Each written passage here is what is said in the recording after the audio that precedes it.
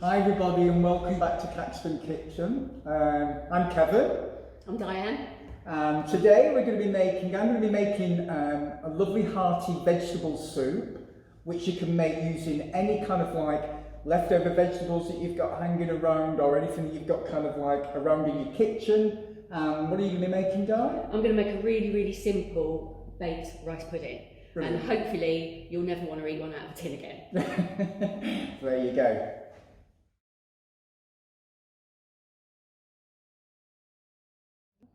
Right, okay, so we're going to start off with the soup.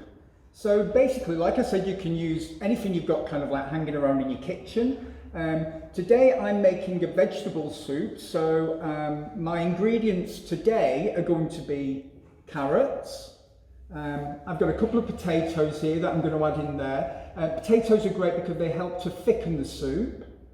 I've got a couple of leeks, which I'm going to be using. And I've got a nice green pepper here, and I've got a few herbs as well. So I've got a little bit of thyme here that I had in the cupboard, and I've got a bit of oregano here as well. I'm also going to be mixing in as well a little bit of pepper and a little bit of salt. I'm going to add some onions as well, and I'm going to get some frozen onions out of the freezer.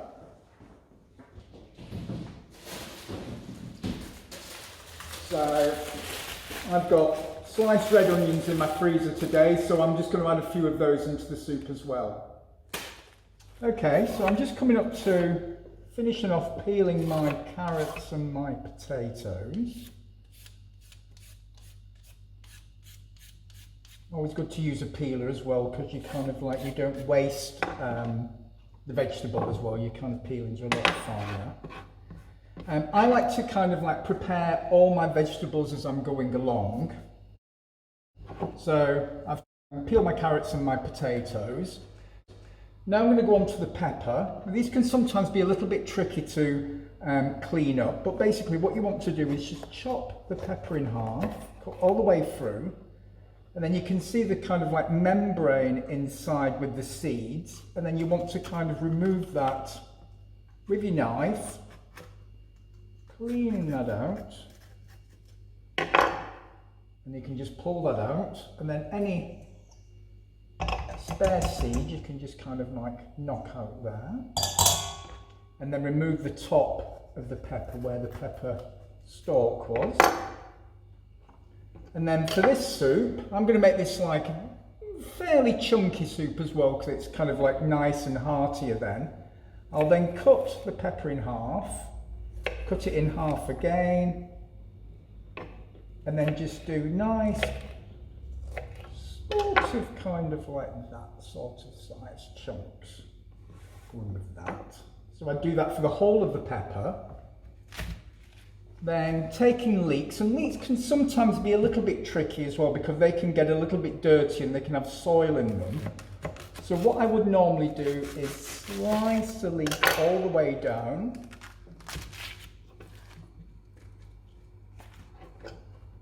And then I chop the leek across. You can do it diagonally as well, which looks prettier too. So again, nice sort of like chunky pieces. And this is going to soften when you cook the soup anyway, so. And then I put that into a colander and rinse it. Okay, so as you can see, we've prepared all the vegetables now. So the next step is to saute the vegetables, just to kind of like get a little bit of the rawness off them before we put them into the pan to make the soup. So taking each of your vegetables, they're all prepared, you can then put them into your hot pan.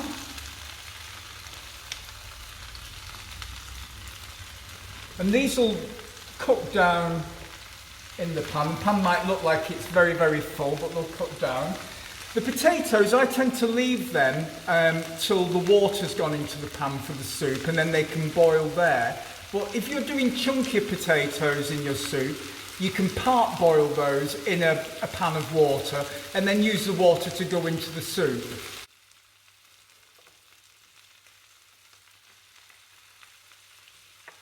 Just adding the peppers. Get them all in there. Stick the onions in.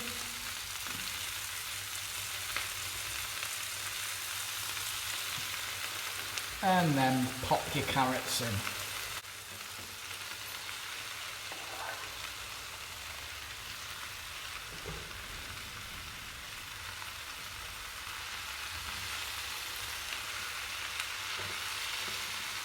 And then just keep stirring those round until they start to cook down a little bit. There you go. Okay, so the next step, now we've rinsed the potatoes, so these are that's the only vegetable we've not cooked yet.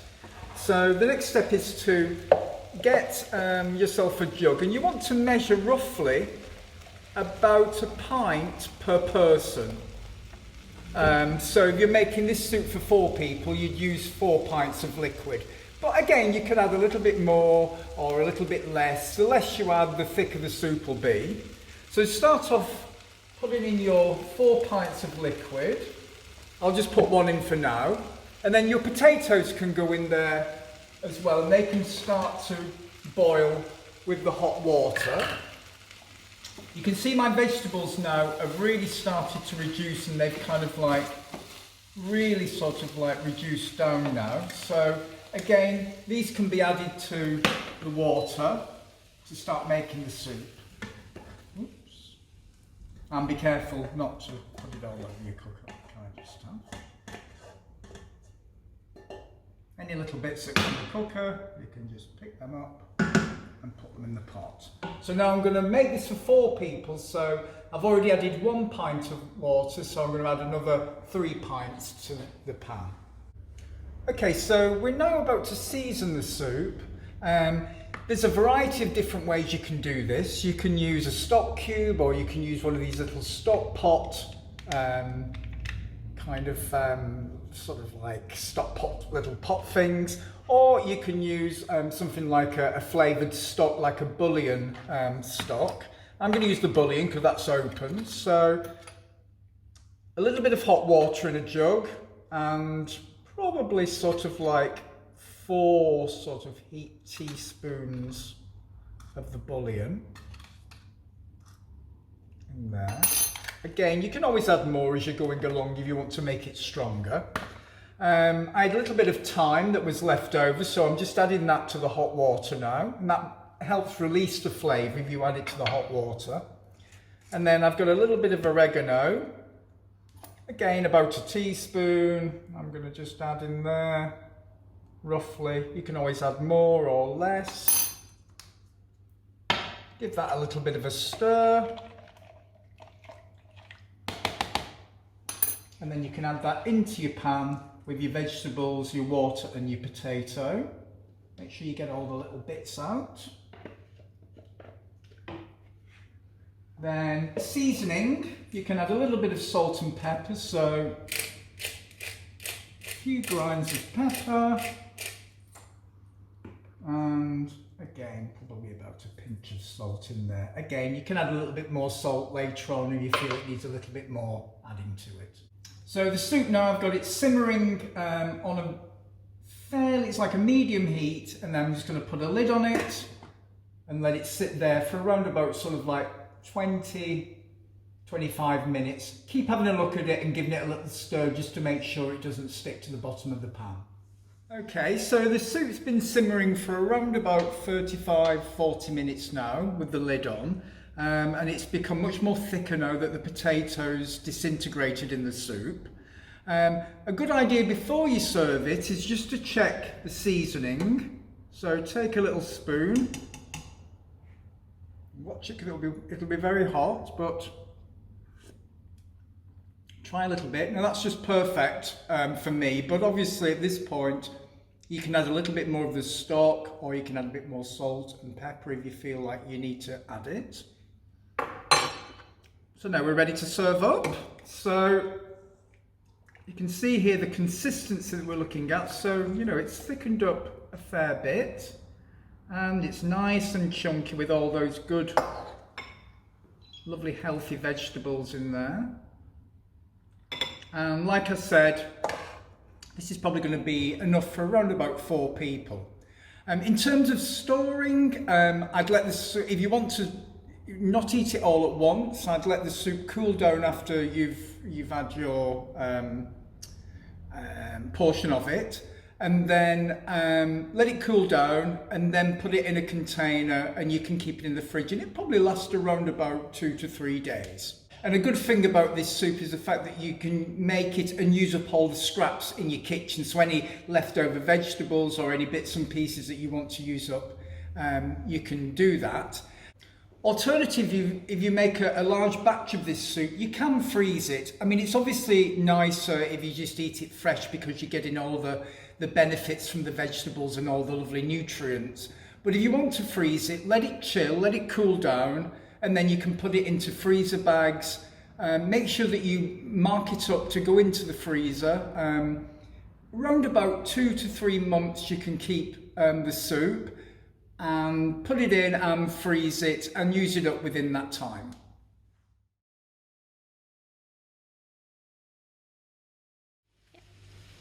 Okay, so today we're just going to make a really simple oven-baked rice pudding. The necessary ingredients for this are pudding rice, milk. If you use full fat milk, if that's what you've got at home, use that, that's perfectly fine. Salted butter, I prefer that because I just like the contrast it gives to the sweetness of it, but if you've got unsalted butter at home, you can use that as well. And sugar, those are your main ingredients. Today I'm going to add a little bit of vanilla extract, and I'm also going to top it off with some nutmeg. But as I said, both of those ingredients are not essential. You can do it without those. So I've got a Pyrex dish here. What I tend to do, this isn't the kind of recipe that you measure anything out. It's all done by eye really. So I'm going to pour enough rice to cover the bottom of this Pyrex dish until it comes about roughly a quarter of the way up the dish. This isn't science, so you can have a little less or a little more. So that's roughly about where you want it. Then sugar. I'm going to add a couple of teaspoons full of sugar. Oops. I don't have a massively sweet tooth. But if you do, you can always add a little bit more. But as Kev said last week, you can always add, but you can't take away. Right. Now at this point, I'm going to then fill up this dish with milk, and I'm going to leave it about there, about a quarter of the way from the top of the dish, like so. Okay, right, at this stage what I'm going to do is just add a small knob of salted butter. And then you can, if you want to, put this straight in the oven, roughly gas mark 5, 180 degrees. But if you put it in at this stage, it's going to take an hour to cook. So what I usually do is I transfer this to a pan and I bring the milk up to a nice heat on the hob. So I'm going to do that in a second. Before I do that, this is optional. I'm going to add just a very small amount of vanilla extract. Just a few drops, don't know if you can see that, literally a few drops, and mix that through. But as I said, it's optional and it will taste creamy enough and nice enough without it. Okay, so I'm going to transfer this to the pan now. Alright, so I'm going to carefully transfer all of the ingredients in here into the pan.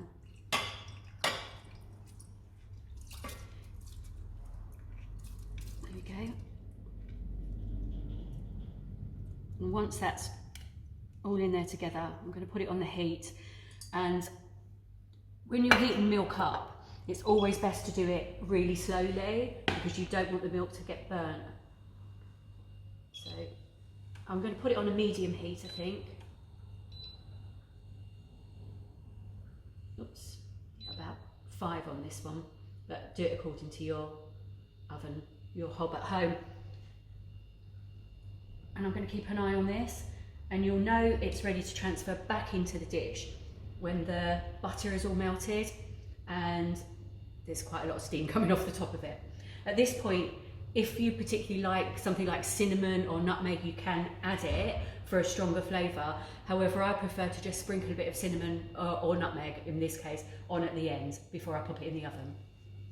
Once it reaches about this stage, you can see that the milk is really nice and hot. We don't want it to quite boil, so this is ready now to transfer back into your baking dish. I'm going to transfer the liquid and the rice back into this baking tray here, and I don't know if you can see the wonderful colour this has gone.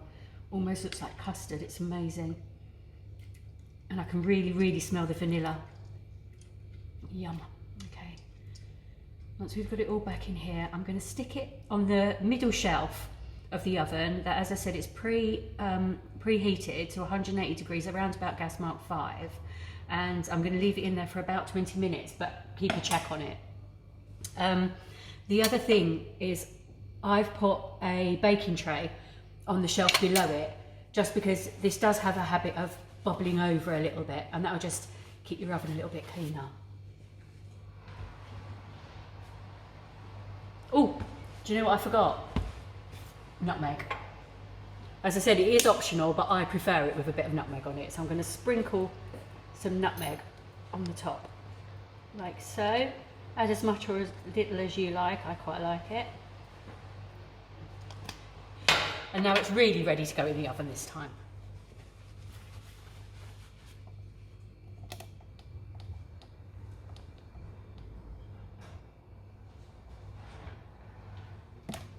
Okay, that's going in for about 20 minutes. Keep an eye on it though. The longer you leave it for, the rice will swell up a lot more and it will become much more cakey. If you like it like that, that's fine, leave it for a little bit longer. I personally like it around about the 20-minute mark, when the rice is cooked and lovely and soft, but you've still got all that creamy, milky textures in there. Okay, so this has been in there for about 20 minutes, and oh, look at that. It's bubbling away nicely. Please be really careful when you get out of the oven, because that milk is going to be so hot. But if you can just see there, it's formed an absolutely beautiful skin on the top, and that's exactly what I wanted. So this is ready to serve, and I'd give it a couple of minutes before you eat it, because as I said, it's really hot, but I hope you enjoy it.